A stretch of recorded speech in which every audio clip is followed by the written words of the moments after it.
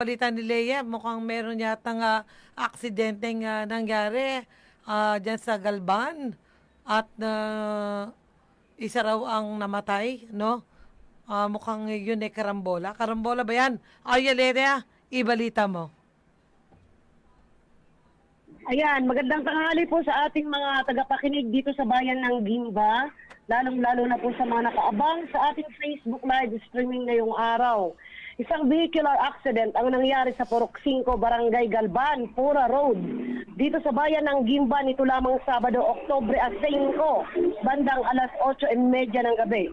Ayon sa report na nakakalap natin, isang Mitsubishi Montero Sport na may plakang NOU 949 minamaneho ni JC Sebastian Eugenio, 44 anyos, may asawa, residente ng Barangay San Rafael, dito si din sa bayan ng Gimba.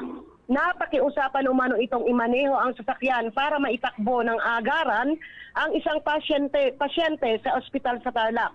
Pagdating sa Purok 5 ng Barangay Galban, biglang may isang pampasaherong motorsiklo ang rumaragasang kinuha ang linya ni JC na nagresulta ng malakas na pagkakasalpok ng Mitsubishi Montero sa motorsiklo.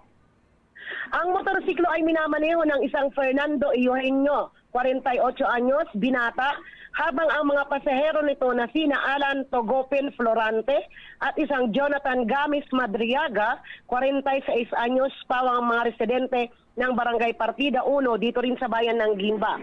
Kaagad namang rumisponde si Barangay Captain Virgilio Rosario ng Barangay Galban at naitawag niya ang insidente kay Mayor Doc Lito Galapon, kung kaya't nakaresponde kaagad ang Gimba Rescue Team. Nadala sa Gimba District Hospital ang mga sugatan na pasahero ng motorsiklo, ngunit idineklara ni Dr. Neil Brian Mateo na dead on the spot si Jonathan Gamis Madriaga, ang 46 anyos na isang pasahero ng motor, habang ang isa pa ay nasa pagamutan kasalukuyang nagpapagaling. Kaagad ding dinala sa PNP Gimba ang driver ng Mitsubishi Montero at ng motorsiklo na pampasahero para sa kaukulang investigasyon. Hawak ni Police Corporal Kelvin Craig DJ Herodias ng Municipal Police Station Philippine National Police Gimba ang investigasyon sa naturang vehicular accident na ito. Ayalaya para sa balitang lokal ng radyo nating Gimba 105.3 FM. Tuloy-tuloy sa pagbabalita at serbisyo. Sama-sama tayo, Pilipino. Maraming salamat, Arya Leia. Yung bumaliktad na sasakyan, yun ba yung Montero? Hindi siya bumaliktad kasamang G. Yung motor na may sidecar ang napaghati sa dalawa, nakahiwalay yung motor mismo, yung sidecar nakahiwalay nandoon sa kabilang parte, sa gilid. Pero may nakita kong wheels, 4 wheels na nakatihaya. Saan? Yung Kasamang G? Saan? diyan sa pinakikitang monitor. Tricycle ba yan? Wala. Tricycle Wala. pala yun. Nakikita ko. Tricycle kasamang G, yes. Oo. Tama. Sino nga yung namatay? At taga saan? Taga Partida 1, Purok 4, si Madriaga ang apelyido. Gamis, Jonathan Gamis Madriaga. Ang masaklap dito kasamang G, ang namatay ay kamamatay din ng asawa niya a month ago. Kalungkot naman. Oo. So yung pasahero ng Montero ay wala namang nangyari.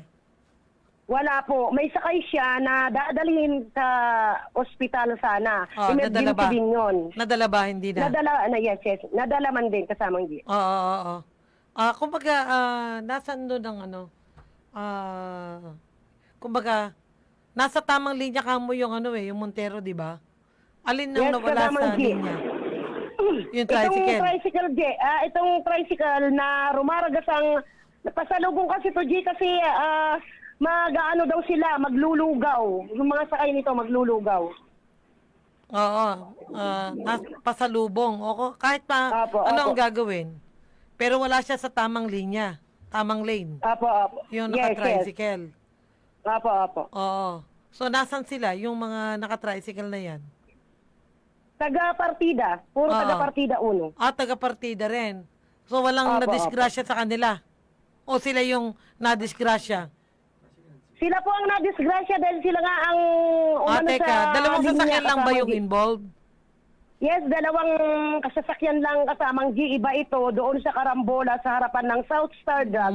Yung A8, iba ito. Oo, kaya dalawang sasakyan lang, isang tricycle at saka yung Montero. Isang Mitsubishi. Kaya yung yes. ilan yung tao sa tricycle? Dalawa. Kasama yung driver, bali 3 sila, yes. Oo, yung pasahero nun ang patay, yung Namatay, yung isa, yes. isa. Yung isa buhay pa naman. Saka Ang yung isa driver. nandito nasa ospital, nagpapagaling din. Yung driver. Yung driver, okay, walang tama. Sige, kaya mga nakainom daw ba? Maglulugaw. Maglulugaw daw kasamang Oo, G. Ayon sa nakainom mga- ba? Nakainom. Wala naman nabanggit na nakainom kasamang G. Basta yun, mga maglulugaw daw kasi alas 8 ng gabi yun eh.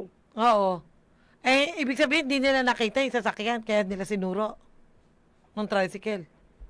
Madilim kasi kasamang G dito sa Padi-Padi. Itong papasok dito sa mga kabahayan ng kapatid ni nanay. Madilim, walang ilaw ang poste dito. Dito mismo sa papuntang Pura, sa kanan. Kaliwa, madilim. Pero sa masyado highway madilim yan kasamang di ba? G. Highway yan, yes po, madilim. Pero kahit na Apo. madilim, di ba, sa kalsada, dahil may ilaw yung sasakyan, nakikita mo kung kasalubong mo o hindi. Oo. Actually, Basta ka sabi ng dapat mga nakakita nasa naman linya ka. Oo, pilit naman daw sanang iniiwasan nitong ni JC, Eugenio, yung galing dito sa San Rafael. Pilit naman sana daw iniiwasan kaso talagang naabutan dahil nga, syempre mabilis yung patakbo niya, emergency yung itatakbo niya, mabilis din yung patakbo ng motor, nagkasaguba sila sa gitna. Okay. Sige, condolence na lang doon sa pamilya ng namatayan. Yes. Maraming salamat, Arya Lea.